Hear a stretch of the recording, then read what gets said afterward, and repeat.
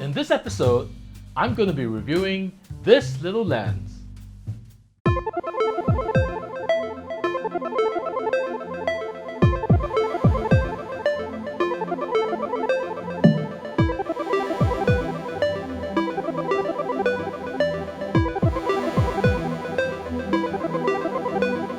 So this is the Fujian 35mm f1.7.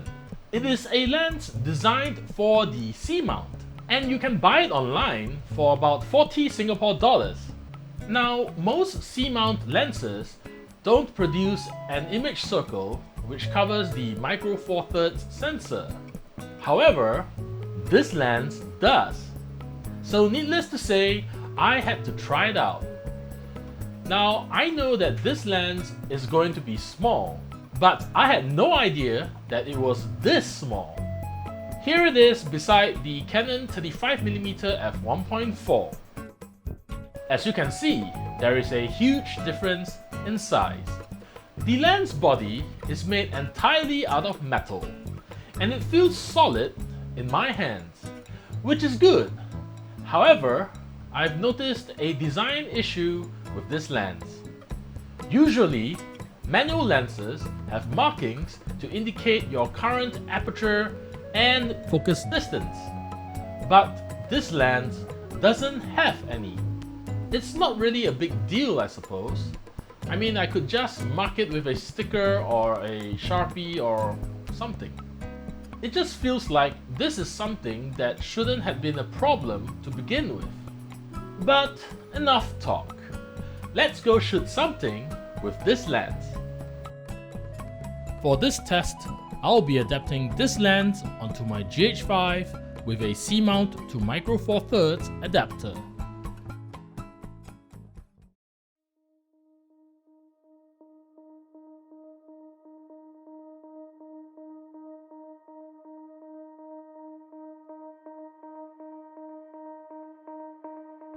First, let's take a look at the bokeh. At the minimum focus distance, it's actually pretty good, but I honestly doubt anyone would use this lens at the minimum focus distance. With a full frame equivalent of 70mm, you are more likely to use it for portraits.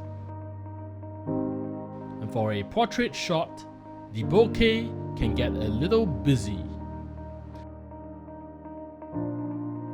Image quality is pretty decent, at the center at least.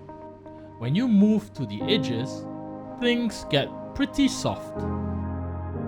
And that's because this lens wasn't meant to cover a micro four thirds sensor.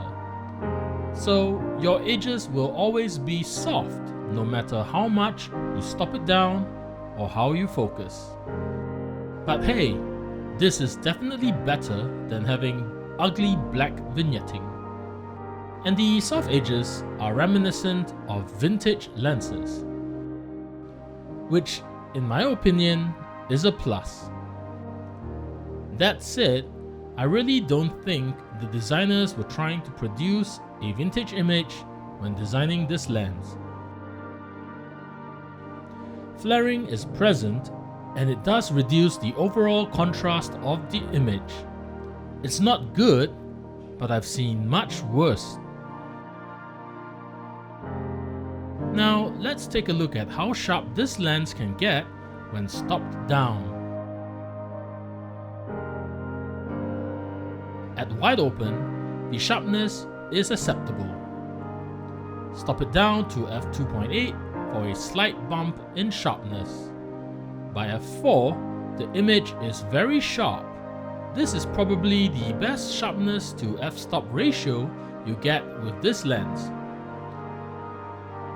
At f5.6 is where the lens looks the most sharpest, but it's not much better than f4. Now this lens doesn't have markings for f8 and f11. It jumps to f16 after f5.6, and at f16, the image loses some sharpness due to diffraction.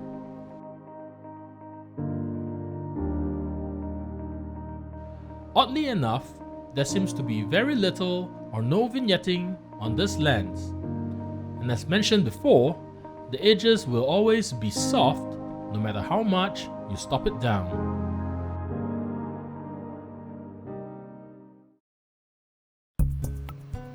So, in conclusion, the Fujian 35mm f1.7 isn't a very good performer. It's only moderately sharp, and the edges will always be a little soft no matter how much you stop it down. But at such a low cost, I suppose you really can't complain, and it's quite a fun lens to play around with. Also, if you are a vintage lens enthusiast like me, then getting this lens is a no-brainer. Until next time, see ya!